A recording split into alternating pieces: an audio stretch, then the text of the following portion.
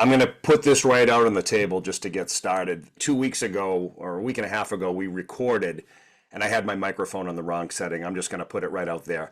Liam Martin, former anchor of WBZ's morning news show in Boston, was kind enough to come back and be with me today. So, Liam, thanks for being here. Not a problem at all. I had plenty of times during my 15 years in TV when we failed to record an interview and had to go back and tail between our legs to the person we interviewed. So I totally get it. Not a problem at all. Well, you're bailing me out. Let me just bring everybody up to speed who is listening. And if they didn't watch Channel 4 in Boston, you were the morning anchor for I want to say it was about 9 years. So I was an anchor at WBZ for 9 years. Six of those, or five of those, really were in the evening, four in the mornings. So I started there doing the 5:30 and 10 o'clock news at night. You made an announcement about 6 weeks ago that you were stepping aside from that job. A lot of what we're going to talk about in today's conversation has to do with mental health and the modern dad, and we're going to explore both of those topics as well as what you're doing now in your career and what you used to do. But tell me, how did you come about making a decision like that? You got a job that most people in the media field would die for. You know, you spent your whole career, you went to Harvard, you have a master's degree in broadcast journalism. You started at the bottom and you worked your way to an unbelievable market, and then you just decided, time's up. How did you come to that decision, and why did you come to that decision? Well, it's complicated, but you wouldn't be the only person to have that reaction initially. There were a lot of people who said, what are you doing? You're throwing away something that you worked 15 years to achieve. And as you say, I got messages from people that were literally, I would have died to get that job. Why are you giving it up? There was a lot that went into it. What it really boiled down to was my mental health and wanting to be the dad and husband that I want to be. So I went through a pretty tough mental health battle. I've had mental health issues since I was a kid, but they got really bad a few years ago while I was on the morning shift. And for people who don't know, and maybe you just wake up in the morning and turn on the TV and there's your morning news team. To make that happen, we wake up to 2:15 in the morning and get into the station, and we're kind of driving in the middle of the night when most people are fast asleep, and get the show ready. And then you're in bed at night, 7 or 7:30, and it takes a toll on you. And I found after a few years on the shift that my mental health was not good. I was foggy brained. I was depressed. I was having real anxiety problems. And I had to, at some point, recognize the fact that the schedule was playing a role in that, and a pretty major role. And that if I wanted to get better, I was going to need to consider a change. At what point did you start to notice? You said you had mental health concerns or challenges throughout your life. As an adult, as a dad, and as a professional, sometimes what was normal at one point in your life, or something that became just habit or routine, all of a sudden becomes noticeable. I'll say, for me, I have sleep apnea, and as a result of not dealing with sleep apnea for years and years and years, I got to the point where I could almost not function due to lack of sleep. It became almost crippling when my wife and I had kids, though. It was all of a sudden, when the responsibility of children coupled with the responsibility of developing a career came together, that I realized I can't do this. And so I'm curious to see from your perspective, at what point did it become, or did you realize it became unmanageable? I would say about a year into working that schedule. And, it's interesting because there are lots of people who work that schedule. There are people who work worse schedules than that, or true overnight schedules. Our producers on the morning show come in around 11:30 at night, and then they leave 7:30 in the morning. So they're sleeping truly in the dead of the day and awake through all the night. And then there are, overnight police officers, security guards, night nurses, firefighters. So there are people who do this and they find a way. I just had to realize after a year in that I was not going to be one of them. And it's interesting you bring up the aspect of your kids. And I I've put a priority on being a really good dad. And from the moment my kids were born, that was number one to me. And I was home when I was working the morning schedule. I was home when they would get off the bus. I would take them to their after school stuff. We would have dinner together. I would actually get them off to bed even and then run off to bed myself. But I wasn't totally there. So I was there, but not really there. I was maybe 60% of myself. I always felt a little like shit and couldn't be the dad I wanted to be. I could be there. I couldn't roughhouse with them in the way that I wanted to. I didn't have the energy to do that. It was I was kind of going through the motions, and I didn't want the rest of my life to be just going through the motions. I wanted to be able to be present and enjoy their childhood. And I just found that I couldn't do that with that schedule. How do you feel now, 6 weeks removed from that schedule? I'm sure you just didn't acclimate to the new schedule in a week. Have you noticed any difference in your energy levels, your clarity? Oh yeah, it's unbelievable. I'm doing calculus in my head now. No, I have a lot more energy for sure. Um, I'm that fog has lifted. That the afternoon where it just started to feel lousy. You kind of just feel a little sick all the time. Is the best way to put it. Anyone who's raised kids, when they're first born, and you have, depending on the child and how they do with sleep training and all that, that first 6 to 12 months when you're up in the middle of the night all the time and you're feeding and you're doing this and you just feel a little bit foggy all the time. That's what it was. But instead of 6 months, it was years, and you're looking ahead into the future and going, well, this might be the rest of my life. Right. That is the thing that is lifted. The fog is lifted. It gets to 5 or 6 o'clock in the afternoon, and I'm not feeling that kind of that sick feeling, that tired feeling. I've got energy to play with the kids. I'm taking them to the playground. We're coaching their teams. Yeah. So it's been a huge, huge difference, and I definitely don't regret the decision. So go back to when you were a child. You speak openly and have spoken openly in the Boston magazine article, your podcast with Romero. You've done a few others that I've listened to where you openly speak about the challenges with OCD as a young kid. I would probably after listening to you, I thought to myself, I think I had the same thing, but we didn't know what to call it, back in the 70s or early 80s. So on one level, I would assume that OCD, and you can explain it more than I can, but maybe you could build off of this. It's almost like an addiction to routine, and then it can get worse where there's a consequence if you don't follow the routine, at least in your mind. I used to I know you've openly spoken about if you didn't do a certain routine, maybe somebody would die. My mom used to work at night. She used to work at a place called Service Merchandise. It's not around anymore. And her shift would end at 9:30 at night. And I knew it took her 15 minutes to get home. So I would sit in the living room window from 9:30 to 9:45 just waiting. If her car didn't pull into the driveway at 9:45, I was a train wreck. I immediately assumed she was dead, but I thought it was my obligation to sit there. And the very routines that were crippling to me also served me in some way in life.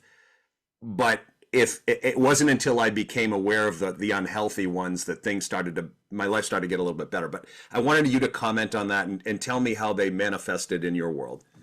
That's a fascinating observation, and I feel this way too, that some of my mental health issues are also a little bit of a superpower and have helped me get to where I am.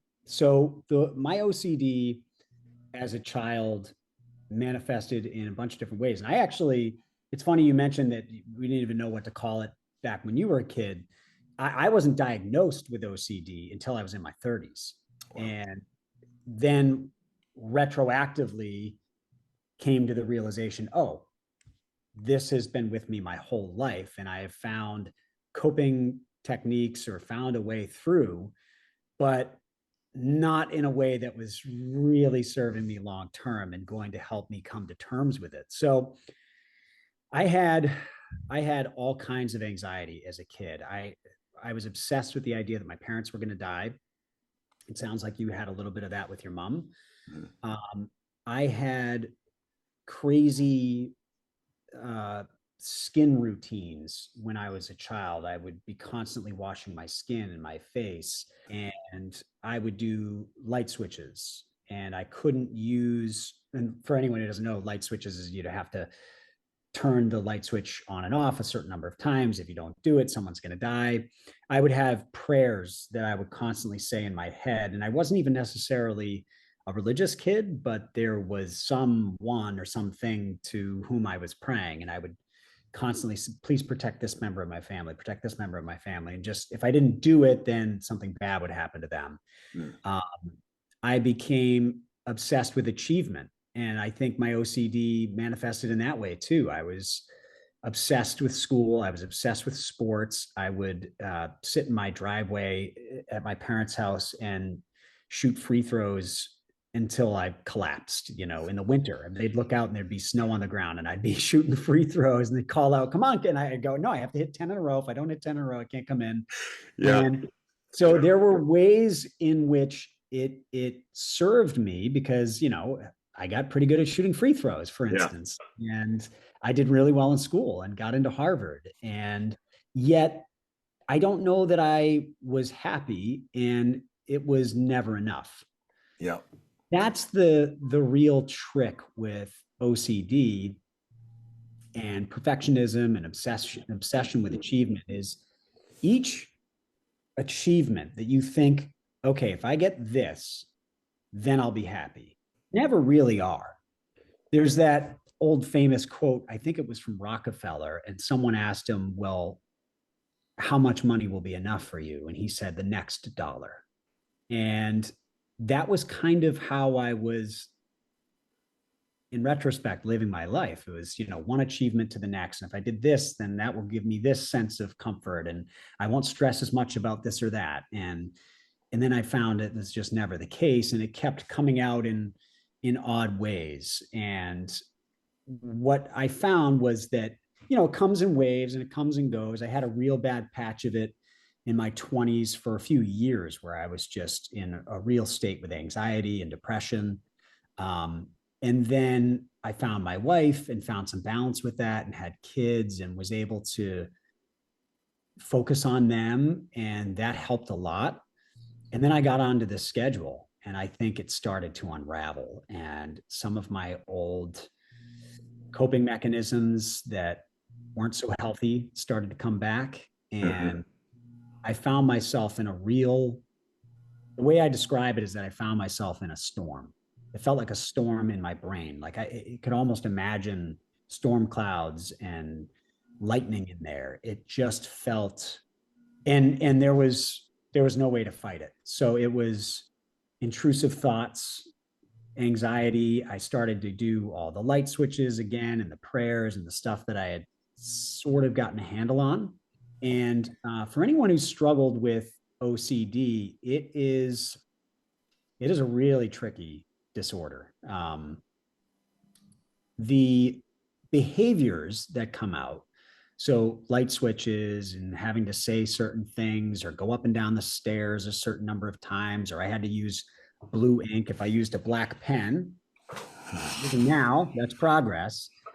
If I used a black pen, something bad was going to happen. So the behaviors are relatively, I don't want to say easy to treat because some people really, really suffer from them and it takes years, but you can treat them through exposure. So you force someone who doesn't want to use a black pen to use a black pen.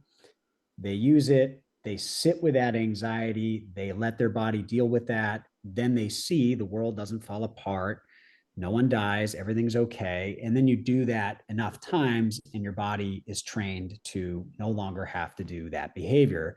And then you tackle that. So once I had identified the problem, I was able to tackle my behaviors kind of one at a time. I'm going to stop doing this one. Okay, everything's okay. Stop doing this one. Yeah. But what was trickier were the intrusive thoughts. And it's very hard to treat a thought. And you have to do a lot of work over a long period of time to kind of train that muscle in your brain to not necessarily stop having those thoughts, but to accept that the thought is there, that it's with you, and then to try to get back into the present. And so a lot of it is about mindfulness and trying to keep yourself on track. Yeah, I read. I think I referenced in our first recording, which is gone, the book 10% Happier by Dan Harris. That was my biggest takeaway from the book. Is he talks about the infinite amount of thoughts that crash into our minds on any given day, moment, whatever, thousands and thousands of ridiculous thoughts. Okay. And as a younger person, I would try to make sense of those, and then I would feel guilty for having a bad thought about somebody. Like, I hope that person trips and falls down, or whatever might be going through my head, as if the thought were a law or a fact, as if it needed to be valid all the time. And the book taught me that just let it pass. You're going to have just as many ridiculous thoughts as you are normal, credible thoughts.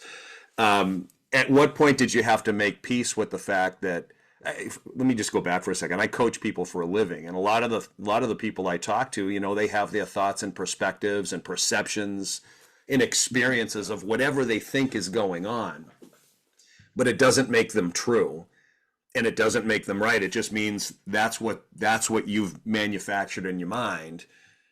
It doesn't necessarily mean it's even valid. So how did you, beyond the doing and realizing no one's going to get hurt, how did you come to some sort of peace with the fact that not all your thoughts are valid?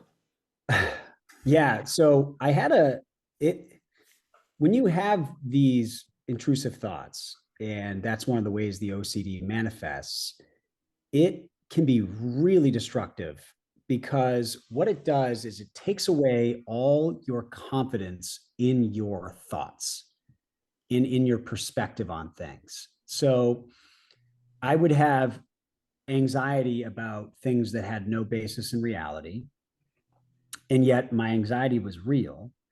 And so I'd be in this state of trying to litigate it in my mind from, I'd have literal conversations going on. This might happen. Okay, it's not going to happen. And then going back and forth.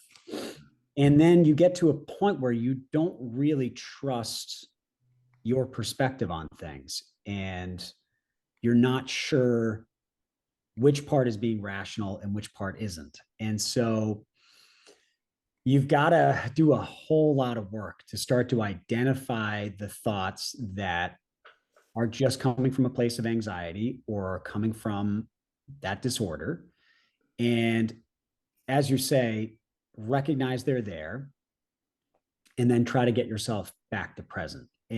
It's not about, because I when it first started, I didn't want to seek help. I didn't want to go to a therapist. I didn't want to take medication. And so I would do my own combating of the thoughts in my mind. And what I didn't realize was that I was making matters worse because I was really giving validity to the anxiety. Yep. And what I would do is I would combat it with, I'd make my counter arguments and try to bat down the thought. And then that would help momentarily, but then the thought would creep back in because there was nothing valid about it. And so in trying to argue it away, I was kind of just giving it oxygen. And so what I had to do was train myself to recognize those thoughts, accept them, move on, and on the other thing that really helped was medication, if I'm being completely honest. I mean, there were a whole lot of interventions that I tried between onset of the issue and medication.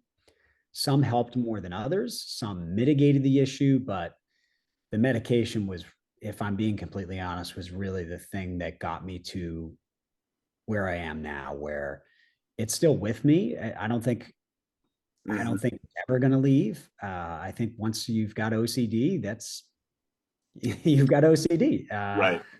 But I'm in a much more manageable spot now. There's so many questions I want to ask you right now. Let me just comment on the medication, and then maybe we can go back to the routine piece. Um, Medicaid, I don't know much about it, and that I haven't been on it. I know people who are. I've had people say to me, you know, where they were trying to figure out which medication was right. For example, I've had people say to me, um, I have no feelings for other people right now. And they didn't say that before the medication. And they made a conscious decision. Maybe it's the medication. Maybe I need to look at something else. You had said you tried a few things. How do you know it's right? And at what point do you know it's not? Mm. Yeah, that's tricky. And I think you got to work with a psychiatrist and ideally a psychologist as well to walk you through that. So I had my psychologist who was doing talk therapy with me. She really encouraged me to explore medication because, you know, she felt like we got about as far as we were going to get with talk therapy and that medication was going to complement the work we were doing. Mm-hmm. And so then I met with a psychiatrist and I was really against SSRIs. I didn't want to go down the SSRI route. They're relatively heavy on side effects. Can you tell me more about? I'm ignorant when it comes to that acronym. Oh, sure, sure. That's a selective serotonin reuptake inhibitor. Okay. So it's basically trying to help you get more access to the serotonin Yep. in your brain, more happy chemicals. Okay. Uh, and most people who are on antidepressants are on SSRIs. There's another one, SNRI, but they are they're effectively the same, and the side effects are, headaches. Some men suffer from erectile dysfunction as a result of it. Some women lose libido. People get muscle aches from them. And for some people, it can actually make matters worse. So for all kinds of reasons, I was reluctant to go down the SSRI route. So we tried a few different things before that. I wish I could remember, but we went, with an anxiolytic drug first, an anti-anxiety drug that specifically tackles anxiety. And I found that it made mine worse. So I was on that for a few weeks. And really, it's interesting because with each medication, you do have to give it time. You can't get on it and then have some reaction to it and quickly get off it. You need to give it some time to work through your system and see if it's working for you and really take a good sample size of your life and take it from there. So I tried an anti-anxiety drug. I wish I could remember the name of it. It didn't help me. I'm sure it has helped many others. Then I went to another drug that was more of a as needed. Mm-hmm. So if I was feeling anxious, I would take one. That really didn't do it. And the truth is that I was anxious all the time. So it didn't make a whole lot of sense, but it was because I was trying to avoid the SSRIs. And then lastly, I went to a drug called buspirone, which is also an anti-anxiety drug, and that helped a bit. So about a month in, I was doing better, but not better enough. And so finally, I decided, you know what, let's just try the SSRI. And if I have really bad side effects or it's not helping, then I just get off it and we see what else might help. And a month into taking that SSRI, I was having basically no side effects. I had a little bit of sleeplessness when I first started it. got through that and some headaches. And Mhm. about 2 weeks in, those stopped. And I don't want to say it saved my life because I wasn't suicidal, but it changed my life for sure. Mm. Let's go back to the routine piece. I think about, I've trained a lot of salespeople in my life. And in order to be effective at sales, for example, you've got to develop certain habits and routines and repeat them over time in order to build confidence in those routines, whether it's picking up the phone and making a call or sitting in front of a CEO. There's just certain things you have to do in order to develop that, whatever, muscle. And so I'm a big proponent of routines, just like you shooting hoops. If you want to be a great foul shot shooter, well, you got to shoot them. You can't just become that. So there's this validity and purpose in routine and comfort in routine. And it sounds like if we're not conscious of it, we could have a junk drawer of ineffective routines that are taking our time away from healthier routines.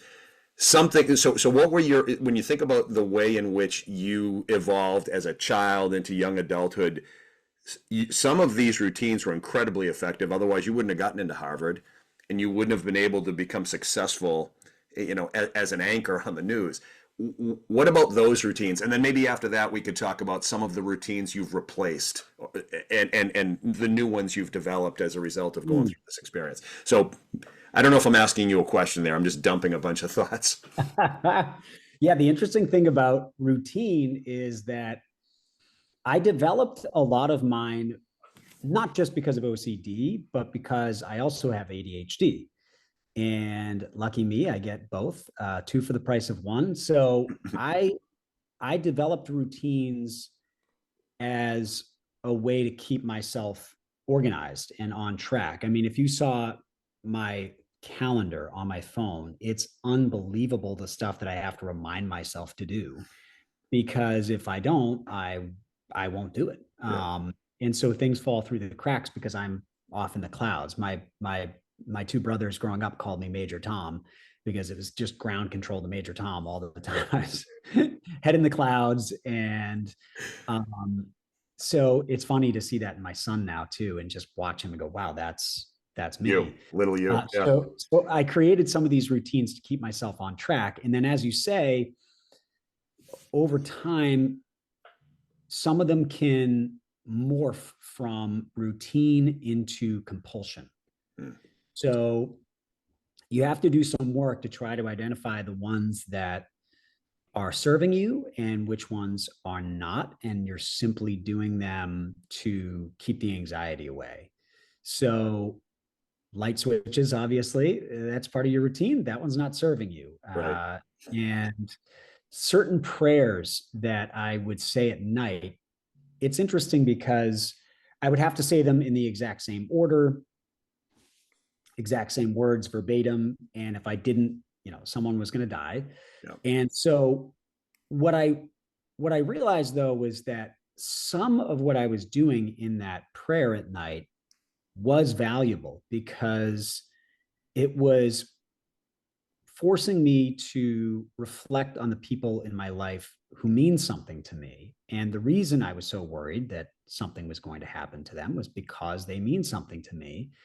And so what I did instead was developed a new routine where now when I'm going to bed at night, I do my breathing exercises. And while I'm doing my breathing exercises, I have a gratitude list. And I have to be honest with and keep myself honest that I don't just repeat the list each night and so that it becomes another rote thing Yep. where I am just, creating a new compulsion. Yep. So each night I try to add something to the list or um, leave out the things I normally would say and come up with something that you wouldn't normally think you should be grateful for. So I, it's about identifying the parts of your routine that are actually compulsions and keeping the ones that are serving you. Yeah. And then trying to develop some other routines that are actually healthy and then keeping yourself honest that they're not becoming compulsions too. As you think about all the routines that helped you to develop a very successful career, you kept escalating throughout your career until you got the job in Boston. A lot of time, energy, effort, routine, commitment, all those things allowed you to get to that place. And I would think at some level, you have to believe in the transferability of those routines in order to take the leap you took. You couldn't be in a place where you viewed them as a waste of time. I'm going to throw this away. You're building upon it. I mean, if you think about it, you went to Harvard, and then you end up as an anchor in Boston. What's Boston? The seventh biggest market in the country, or the fifth biggest market? And for you to say, I'm gonna make a change. A lot of people that I know, professionals who do very, very well in their careers, are completely and mentally trapped where they're at. They do not believe there's an option to leave because they make too much money, or because their title is too big, or because they have whatever bills, as if there's just no way out. And so they've invested time in their education and in developing their craft and in whatever. And so therefore I'm stuck, is kind of how they think. How did you reconcile that? Well, I was stuck for a long time. I, like I said, about a year and a half into the morning schedule, I realized I probably wasn't going to be able to continue to do it. Oh, So, uh, and I stayed on for another 2.5 years. And part of the reason for that is exactly that trap that you identified. I climbed the ladder, I got to this anchor position, we built a life around the income that came with that. And my identity was wrapped in that a little bit too. yeah. I loved doing the news and loved our team. So it is a little bit of a trap where you can't easily jump to something else and keep your income and have your job be as exciting as doing the TV news is.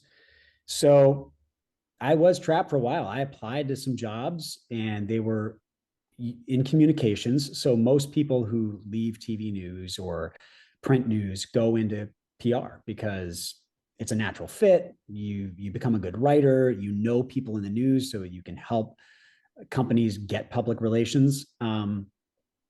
And I either wasn't getting the job because I didn't have any actual PR experience, or I would get an offer and the money was half of what I was making in TV news. Mm-hmm.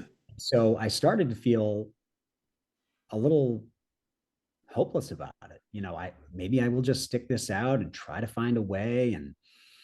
And then what happened is, a year and a half, 2 years ago, one of my good friends who was also in TV news, Jackie Bruno over at NBC Boston, she had left TV and started up this little PR and social media marketing firm. And I was talking with her throughout it because she and I have known each other for years from being out in the field doing stories together. And I noticed that a lot of the skills we have as journalists really transfer pretty well to not only PR, but social media marketing, video storytelling for companies' websites, and if they're having an event, putting together a video for that. And that we probably could fill a need here. And so, but then, it was a very small company at that point, and I was just kind of watching it grow. And she asked me to come over a few times and become a partner, and it just wasn't financially feasible yet. But I was watching for a year from the sidelines, Yep. going, okay, when is this going to get big enough where I can do this?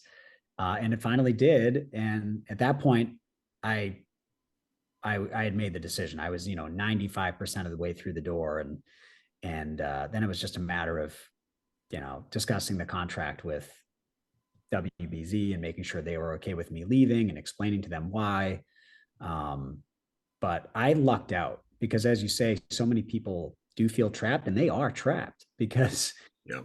you build a life around that income. You get the mortgage and the car payment and all that, and you can't just drop that stuff.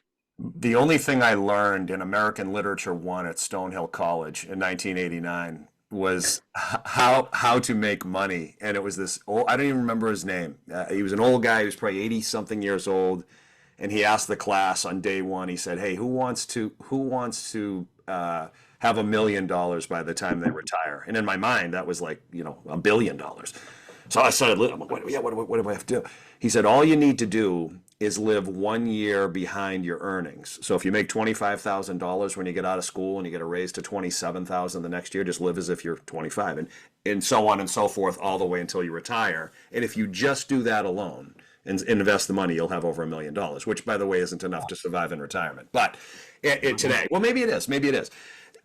But I've never forgotten that. So I've always tried to live even beyond, slightly even more conservatively. Not that we don't spend money. It's just that I left a job after 13 years and it was crippling. It was crippling in my mind for several years, trying to figure out, how do I leave this? And it was only the money. It was primarily the money. The second part of it is I didn't know what else I could do if I wasn't doing that work. What kind of skills do I have? And it wasn't until other people started asking me why I didn't do this or why I wouldn't consider that I started to realize maybe I can do something. And it was at that point, I finally was able to separate from the money and look at my own set of skills and say, how long will it take me to get to a point where I can create this myself? And in my mind, I had saved like for a year. I'm like, I can make no money for a year. And if I make no money, then I'll go do something else. So my job is to somehow recoup this. And literally it took about 30 days and the income was replaced on a monthly basis, not in its entirety. And that's when I realized this isn't that hard. It was the fear of not knowing when the revenue would come in. But I was missing out on what I brought to the table. I was forgetting the fact that I bring value. It was kind of getting to that point that the money doesn't have to come in right now. And so that's what I find when I'm talking to folks is that perceived need for immediate security. Now, maybe they're overextended. I have no idea. But it's just interesting to hear your thought, because I look at you. I don't know you. I've never actually met you face to face other than Zoom. But the skill set you bring to the table is exponentially valuable. I mean, you have resources that the average organization doesn't have. And I would think with your skills, I'm thinking it's only going to take you weeks to create momentum, if that long, and then all you need to do is sustain it. Because the reality is most mid-market companies do a really poor job telling their stories, and they don't have they terrible, and so they don't know how to make a phone call and say what they do, let alone like get up and talk about it. So to have an organization like yours that not only can help them tell the story, but you can give them the avenue through which they can tell the story is invaluable. So I look at you and say, oh my God, you could have jumped a year and a half ago, you would have been fine. But again, you have to be at peace with it. So anyways, I'm sorry, I went off on a tangent there. No, I that's actually good to hear that, because we're still in a growth phase and each day is its own challenge, and I've been shocked by, I don't know what it comes from, but I have been shocked by how much value small to mid-sized companies feel we bring. When they see the videos we put together, or the social media marketing, or we get them a hit on the local news, they'll come back to us and go, we've been working with a PR firm for a few years, paying them more than we're paying you, and we got nothing. We got some press releases, and I go, you were paying them what? Yeah. And then we've got them press releases, hits on the news, video production for their website, email marketing, social media marketing, and all for less than they were paying someone to write press releases. And I've never thought of myself as an entrepreneur. I think I said to you earlier that I think of myself as a better employee than employer. Mm-hmm. But it has been a real interesting ride in sort of seeing the value that an ex-journalist can provide that is a unique thing, and that I think a fair number of people don't really understand. Right.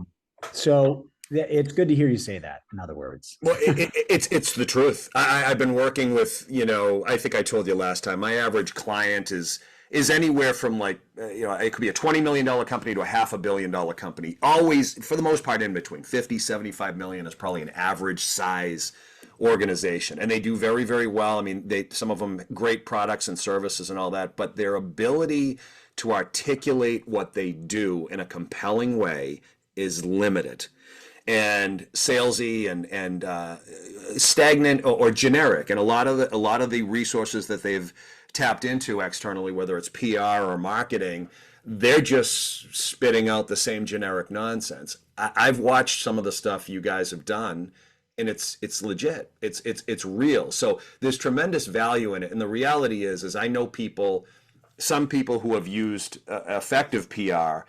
It can double, triple, quadruple a business in a very short period of time if you put them into the right circumstances. So anyway, I could go on and on and on, but I think what you have is phenomenal, especially with the experience of you and your colleagues. What you bring to the table is there's definite value in it, and whatever you think you're undercharging for now is going to be a much different conversation in a year. I'll tell you that right now. But let me just get into the routines real quick. I want you talked to me last time about some of the more you've been more focused in certain areas of your life and more disciplined and deliberate about paying attention to those areas and maybe perhaps replacing ineffective routines with more healthy routines: sleep, food, exercise, playing, social. So walk me through that. I'd love to just kind of explore that with you for a little bit. Yeah. So during this time before I really jumped into talk therapy and medication and getting off this schedule, I had developed so many different tools that would help me. One of the things that when I finally opened up to my wife that I was struggling, she said, well, what I want you to do is start kind of it's not really a diary, but a little bit of a daily kind of, I'm trying to think of the right word for it. She had a specific word for it that they use in therapy, but it was basically a daily log Like a of, journal or it was kind of a journal, but you go through your day and you try to reflect on when you were having bad moments and when you had good moments, and then try to trace it back to, well, what was I doing right beforehand and during the good moments, and the same thing for the bad moments. And then trying to identify patterns in those daily logs and recognizing through that the stuff that consistently helps you feel a little bit better. And so that ended up boiling down to 5 to 10 things that I'm not going to remember all of them off the top of my head, but for anyone struggling with any type of and I think that it's a great list even for people who don't have mental health issues, because we all struggle with mood at times or energy at times or whatever it might be. Time with my dog always helps. It can be taking her for a walk, it can be snuggling with her on the couch, playing tug of war with her. That always puts me in a good mood. Roughhousing with my kids, and specifically roughhousing with them, not just, cuddling them is great and it releases all kinds of oxytocin, but there's a lot of evidence that dads get a lot of benefit out of roughhousing with their kids, and the kids get a lot out of it too. Not just the whole activity of roughhousing, but it builds a bond between dads and kids in a way that, just sitting with them on the couch doesn't. So yes, roughhousing with my kids always makes me feel better. If I'm, down on the ground with them wrestling, or if it's with my daughter playing with her dolls and doing imaginative play with her in that way, I will feel better afterwards, a good percentage of the time. yeah. Sleep hygiene, that one's big, and there's a lot of talk about that right now, but I put my phone away well before bed. I try to stop the caffeine at 2 at the absolute latest. Huge. Yeah. and I try to be in bed for 8 hours. I'm not going to sleep 8 hours in all likelihood.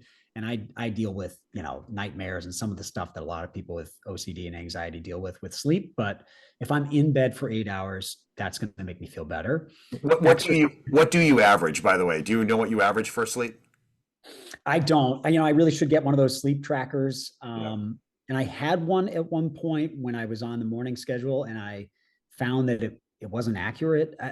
So maybe I need to invest in a better one. But I get into bed around 10:30, 10:45, Yeah. and then the alarm goes off to get the kids off to school at like 6:45. So I'm in bed for 8 hours now. Before, I was in bed, if I was lucky, for 5.5, 6 hours, and I was maybe sleeping 4.5, Yeah. and in at the wrong time too. That Yeah. didn't align with my circadian rhythm. So it's a big improvement on that. The other one that I always go back to is exercise. And that one's not a secret either, but there's a lot of evidence that there is no medication on earth that is as good for mental health disorders as exercise. And for me, I like lifting weights, Yep. but it can be just going for a walk. It can be just walking on the treadmill at the gym or riding the bike for a little bit. Anything that gets you going.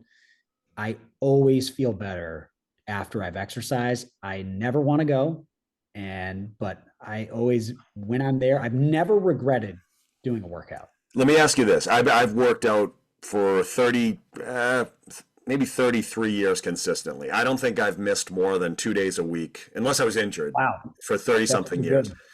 And yeah, because I realized when I started to do it, what an impact it had on my mind. And because even when I was tired, exercise would take me out of that. So I've never not found time for exercise. And people would say to me, "Wait till you have kids." Oh, wait till I'm like, "Yeah, I've got kids, all right," and so I can do it. I've never negotiated. So how do you find the time? A lot of people won't find the time. You've got little kids. You could easily say, "Wow, I'm switching jobs right now, and I got the kids." And I mean, how do you find it? It's brutal, and you're doing better than I am. I get 3 to 4 days a week Okay, exercising. I mean, you know, I'm also running around in the yard with the dog, it or counts. Yeah. wrestling with the kids or whatever. So actually going to the gym is 3 to 4 days a week, depending on what's going on that week. And I do it in the middle of the day when they're at school. Yeah. And I will, you know, I prioritize it. So if it means that I'm going to have to pick work back up after the kids go to bed, then I will do it. Yeah. In fact, yesterday I had a crazy busy day with lots of client meetings, and there was a lot of content that we had to produce. And if I knew if I went to the gym, I would have to work at night after the kids went down. And I said, well, then that's what I'm going to do, because not doing the exercise isn't an option. And just for anyone who isn't totally sold on it, just gauge how you feel on a day when you haven't exercised, Yeah. and then gauge how you feel on a day when you have. Yeah. And it will tell you everything you need to know. And have you noticed? You talk about brain chemicals, serotonin, oxytocin, endorphins, all these things that the brain produces. Can you feel that? I mean, you don't know which one's being released, but can you notice that on? Oh yeah. Yeah, right. I mean, like, so there are natural ways to produce some of this. I had a client tell me, it was probably 6 months ago. I don't know where it came from. He said, "Man, you are intoxicating." I'm like, "What?" He's like, "Where does the energy come from?" But it's not like I was born with it. I attribute it toward good sleep and exercise, and then trying to eat well. But go ahead. You must notice that. You must feel the light go on, like you Oh said, yeah. on the day you work out versus the day you don't. It's usually about halfway through the workout where Yeah. I go, here I am. Yeah. Let's just say light bulb comes on, surge of energy, and I'm ready for the rest of the day. The days when I don't get to do it, like today is not going to be an exercise day because I'm just so incredibly busy. But I will make sure that I get outside with the dog. I'll find other things that I can do Yeah. that will boost me in that way. And that the other stuff on the list is outside time, ideally in the woods. We talked about this last time. There's people are going to think I sound like a hippie, but there are chemicals released by trees that have been proven to boost our mood and immune system. And you can look it up. That is not fake. They're called phytoncides. And so if you get into the woods, a lot of people go, oh man, I feel so good after a hike. And part of it is the exercise, and you're getting the boost from that. But there is an actual relationship between trees and humans that is beneficial to us. And the more you can get outside into nature and experience that, the better off you're going to be mentally. And then my last one is breathing exercises. So I do a physiological sigh, and I do those when I'm going to bed. You can do them whenever. You can do them when you're driving in the car. The way I do it is in through the nose, until you think you can't take any more in, and then take in a little bit more, and then a slow release through the mouth. And some people call it, I think it's also called circular breathing, but I think the technical term for it is a physiological sigh. And if I am having a particularly anxious day, I will just do one of those in the middle of the day as well. It can be 2 minutes even of doing that. And it really resets you. I can feel myself calming down. And there's, it's not just placebo. There's evidence that this physiological sigh can calm your body down and allow you to get back into the present. You comment on placebo and it gets kind of dumped on, but it's amazing how much we can think our way into a feeling. And you can think your way into being sick, and you can think your way into feeling great. I was listening to a podcast recently. I don't remember the name of the person that was speaking, but she was talking about healing from a surgery, or whatever the healing time should be between feeling this way and feeling that way. And there was a study done where they had people in 3 categories, and they had one where they told them you're going to feel better in 3 hours, or they told them all you're going to feel better in 3 hours.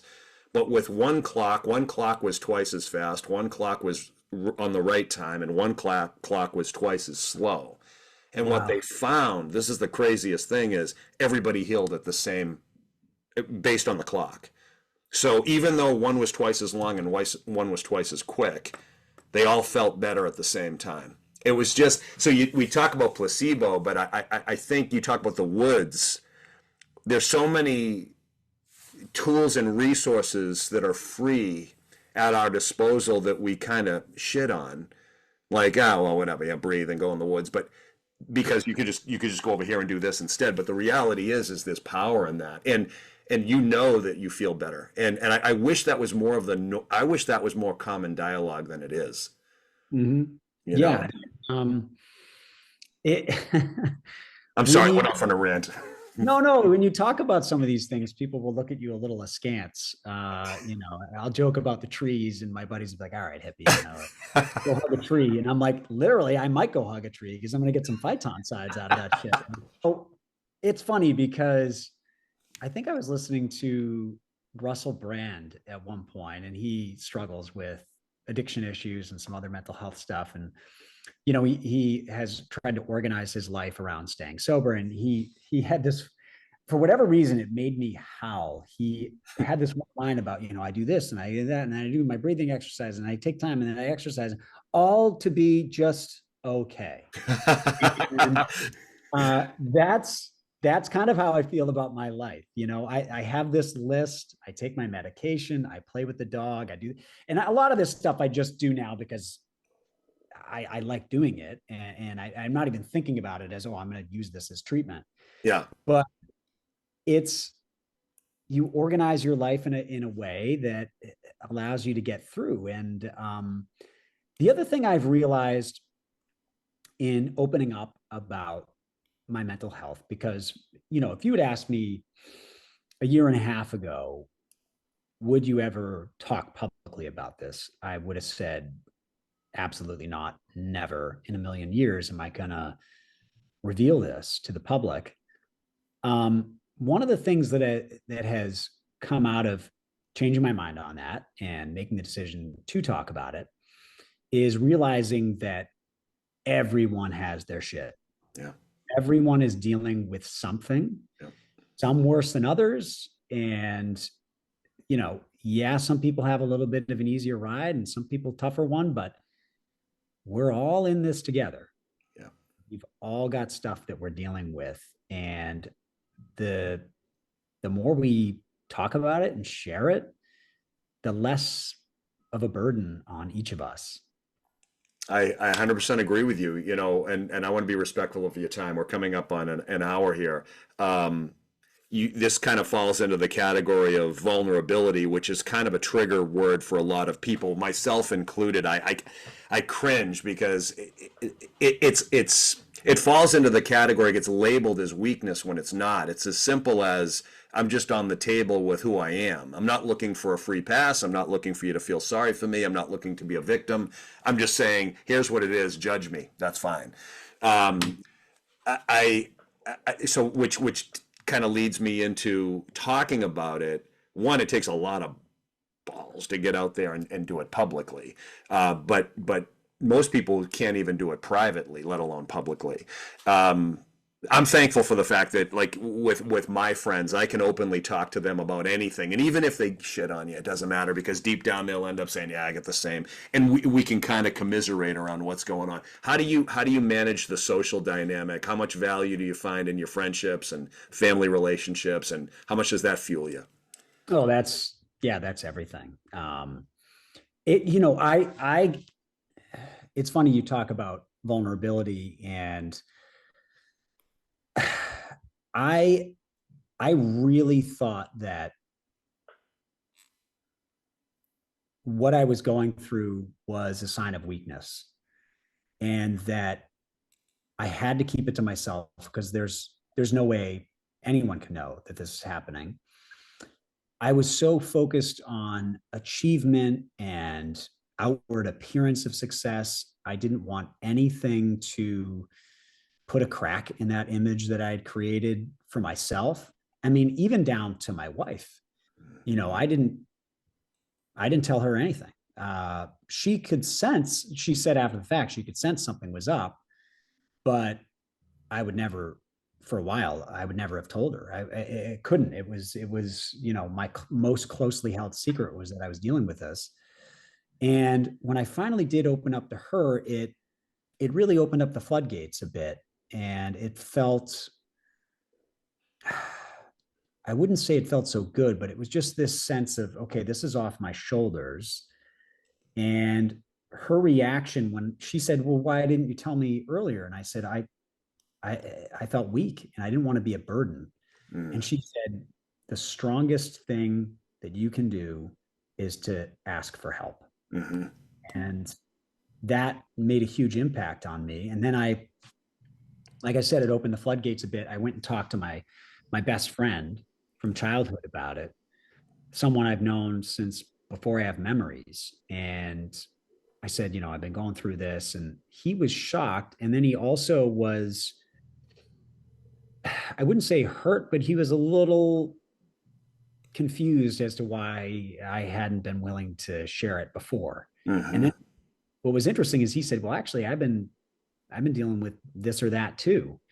And then we had this connective conversation about stuff that guys go through and dads experience because he's a dad too. And it made me realize, oh yeah, you know, it's so silly that we think we can't share this stuff. Women have been sharing this stuff Yeah. forever. They develop tribes over it and they go have brunch and talk about their problems. And guys get together and joke with one another and watch the game, but we don't really talk about this stuff. Yeah. And I think it's starting to change a bit, but it's been really eye-opening to have some of these conversations with my guy friends and see the way that taking down that wall can actually make you feel much more bonded to one another. Can I ask you a couple more questions about the stories in this? Do you have a few Oh more yeah. minutes? Yep, go for it. So to build off of what you're saying, I wonder how much people trap themselves into who they think they need to be. The story they've been telling and then the story they've been living, and how do I not tell it? Now this is just what I've been saying, and versus, like, for example, I'll give you an example of where I'm going with this. So when a customer of mine or a client of mine wants to do a better job articulating what they do or what their value is, whatever, I always encourage them. I don't do this for them. This is probably something you would do, but I always tell them it doesn't matter what you say you do. The only thing that matters is what other people say you do. And if that's what they say and that's what they think, that's what's true, even if you want to be something else. So your best bet is to go to the people that you know you the best. And if you have no customers, go to the people in your life that know who you are and they know your value and they're going to tell you the truth, even if it hurts, and ask them, who are you to them? What are your blind spots? Or what could you do better? Because that's the story. That's the truth of who we all are. And I was thinking about just your work, like women, when they get to, this is stereotype, obviously, but when women get together, are more apt to ask another woman, theoretically, for their opinion or thought on maybe who they are, what they might have been able to do different. A guy, stereotypically, might want to tell his story. No, this is how I handle it. And they're going to stick to their script, which isn't necessarily true. It's just what they're saying. You follow what I'm saying? So you're now responsible for helping companies tell their story. I tried to ask you a version of this last time, but it really rings in my head that the story is only what the other people think. Right? Because I could sit there and tell you who I am all the time. This is what I stand for. This is the type of person I am, Liam. And you might be like, yeah, sure you are, dude. I see somebody different. You follow what I'm saying? So you've got a responsibility in your career now to help somebody else tell a story. I wonder how much you're thinking about, do you even know who you are to them? So where am I going with that? I don't know. Some of what we're doing is helping them identify what the story is. They'll think we have this product and we sell it at this price and it's less than our competitor on this. And, that's helpful information. But sometimes we'll go, okay, well, why did you get into this? Yeah. And they'll say, well, because I had a cousin who suffered from this. And then I'll go, no, that's the story. That's right. And that's an interesting thing. And that dynamic where men get together and tell stories and women get together and ask one another things, that's a really interesting dynamic. And I'm going to think about that next time I'm with my guy friends. How are we asking one another for help? Yeah. Or are we spending most of our lives explaining how great we are and trying to conceal our weaknesses? Because I think that's a disservice. I've been trying, I had a real issue for most of my life with not knowing the answers to things. And someone would say, have you heard of this? Your first instinct often is to go, no, I know that. Or they'll go, well, how did you not know this or that? And then all of a sudden, wow, now my defense is really, well, I knew that, Right. And I've been really working on, in the last few years of my life, just saying, I don't know, actually. I don't know the answer to that. And do you know the answer? And if you don't, let's try to figure out the answer together. Yeah. My son asks me questions all the time about, he's really into science. So he'll just, and he's got ADHD like me. So he'll just all of a sudden blurt out in the middle of dinner, Dad, what's the diameter of the sun? Now, I obviously don't know off the top of my head what the diameter of the sun is. So, you don't know that? You don't know? And he thinks, and as a dad, you want to be the one who has all the answers. Yeah. And so it's been an interesting thing that practice of saying, I don't know, let's look that up together and find out. And then there's a power to saying, I don't know. Could you explain that to me? Can you help me with that? And you're going to learn much more doing it that way. And people will like you a bit more. People like someone who doesn't have all the answers and maybe is a little vulnerable or a little, shy of all the answers on this or that topic. There's real value to that. You nailed it. There's power in not knowing. and there's tremendous power in letting go. Two things that people don't do enough. And you having been on camera your whole life, I've never really been on camera other than this. I don't count this, no YouTube, whatever. But standing in front of an audience is humbling, and all of a sudden you get up there and you have to let go of what you look like or what you think you look like or what you think people are thinking, and you've just got to be in the moment. And you've spent years and years having to just put yourself out there and let go of what you think you are. It's just, I think those are the two things that people, we would all be better served if we just didn't know as much as we think we did and we let go of a little bit more. Life's a hell of a lot easier. I could talk to you till 5 o'clock, and I'm not going to do that because I've already abused your time twice now in the last week and a half. Is there anything that one, did I not ask you something, Liam? And two, is there anything you want to tell us about newsmaker marketing that, or anything that, or if people wanted to reach you, that might be helpful to the audience? Yeah, so I'll take those in turn. The newsmaker marketing, you can just hit us up, Newsmaker Marketing on Instagram, or go to newsmakermarketing.com. You can contact us there. And you can find me on Instagram, Liam WBZ. And if you're a business owner and need some help telling your story or getting a placement on the news or some help with video production, advertising, we kind of do it all. Anything that's on the communication side of the business, we can help you handle that. And we do it at a fraction of the cost of some of these other agencies. And I like to think of us as really scrappy. We get the job done and can really help your business. So that's number one. The only other thing that I wanted to talk about is, and we've talked tangentially about this, but the role of the modern dad.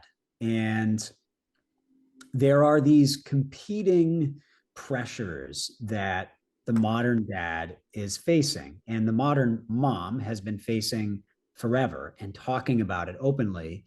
And I think it's time men talk openly about it too. And the competing pressures are, on the one side, men right now are expected to be much more involved in their kids' lives and more emotionally available to them, to take the time to be present with them, and to be emotionally connected to their kids in a way that maybe our dads weren't. And my dad is a great dad, but it was just a different generation and different expectations. Mm-hmm. And so we've got that pressure over here. And to me, that is long overdue. I think there's a lot of evidence that when dads are more involved, it is better for the kids and it is better for the dads. And it is certainly better for the moms. On the other hand, society still has this expectation, and this is shown in survey after survey, that men should provide, that you are not doing your job as a dad or as a husband if you are not making sure your family has a roof over their heads and is taken care of financially.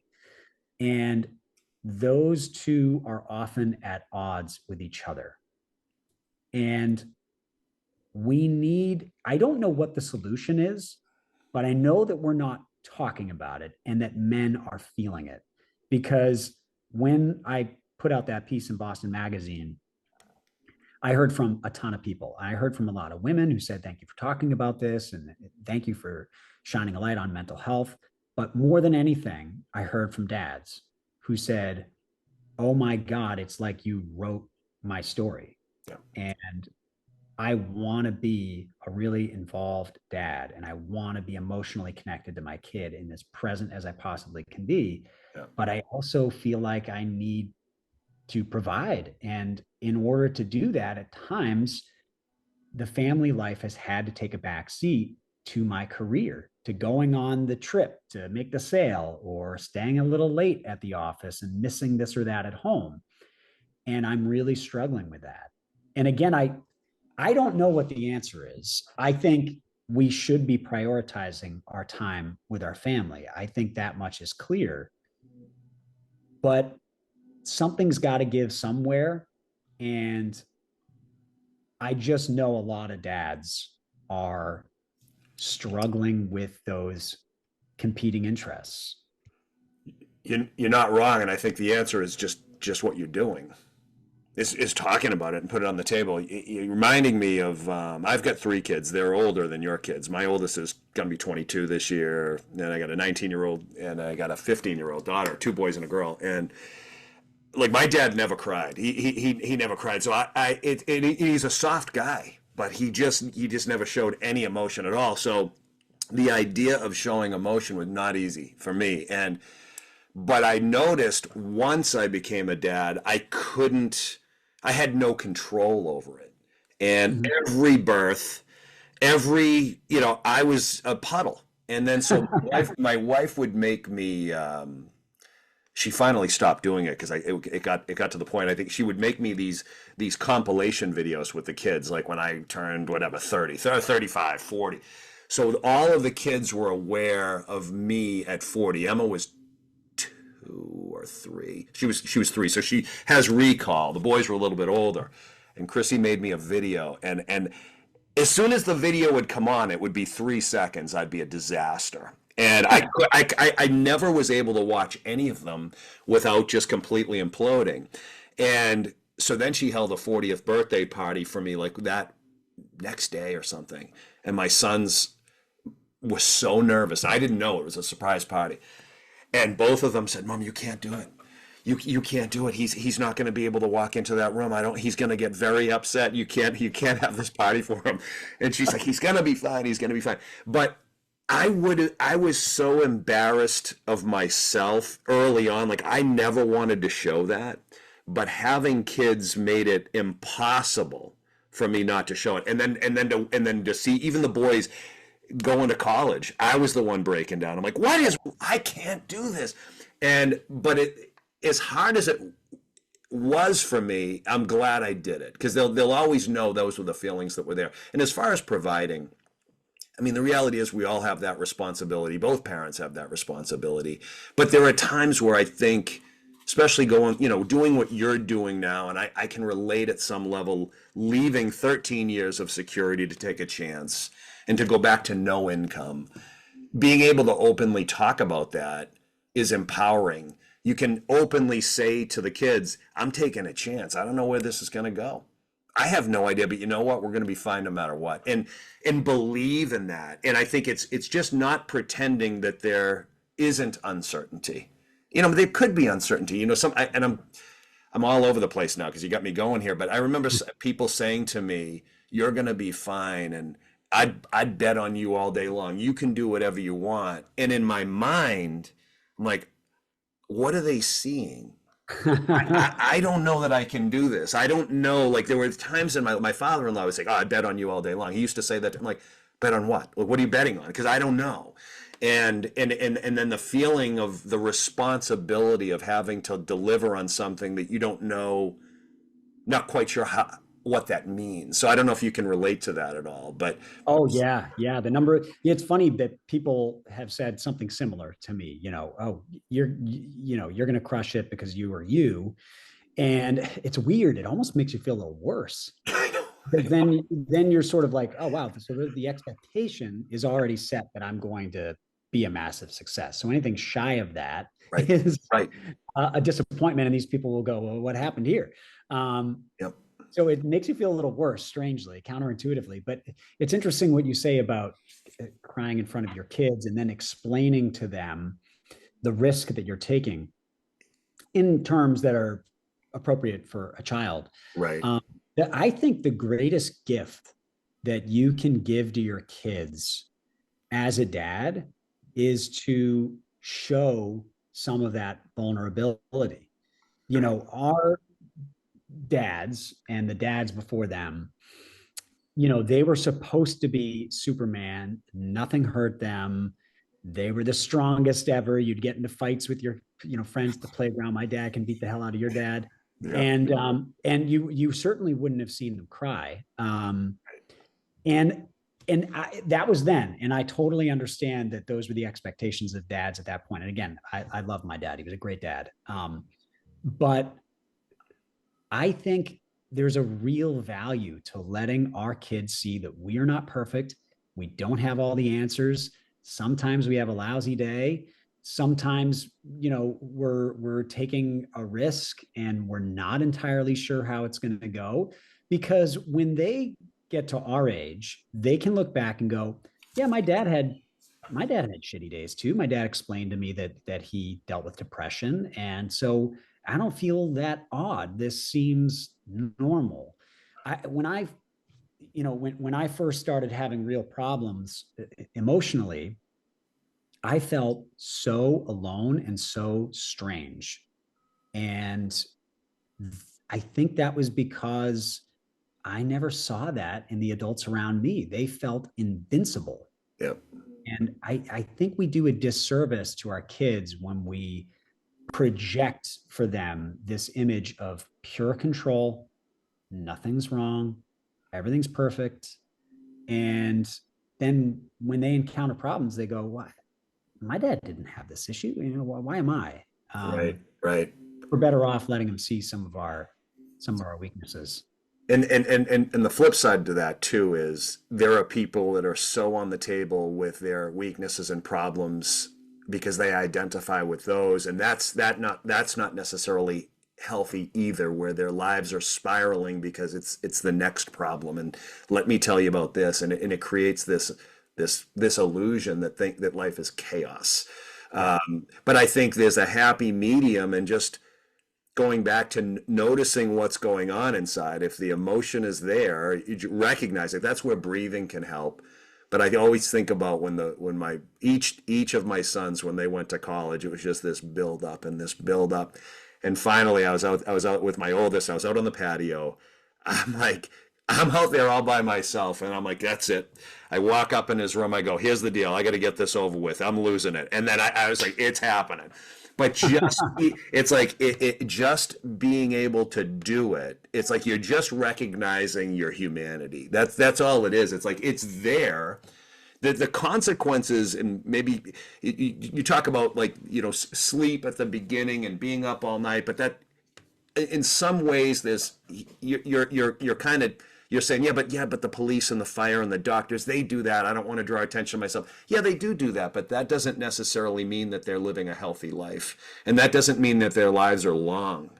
And I think about all the people that suppressed emotion or sacrificed sleep or just did what it took until they died young. So I don't necessarily give credit to those that live that way. It's great if that's what you want to do. But what are the consequences of that? Ultimately, we could be somebody else's liability. And if we don't take care of ourselves now, it's going to happen faster. So I commend you for what you're doing. I wish more people did it. And if you know other people that want to talk on a show like, I would love to. I'm just interested in these conversations because they can be helpful to other people. So I appreciate it, Liam. Anything else that you want to take us home with? No, I think we covered it all for the second time. You were more than generous. I can't tell you how embarrassed I was. I knew there was an issue with the microphone because we had kind of talked about it. I didn't know how extensive it was until I uploaded it, and I thought, how am I going to call this guy back? So I appreciate your flexibility, and I thank you for your time, and I hope at some point we can do it again. It was awesome. I just encourage you to keep talking. Thanks, man. I really appreciate it. It was a blast. Awesome. Thank you.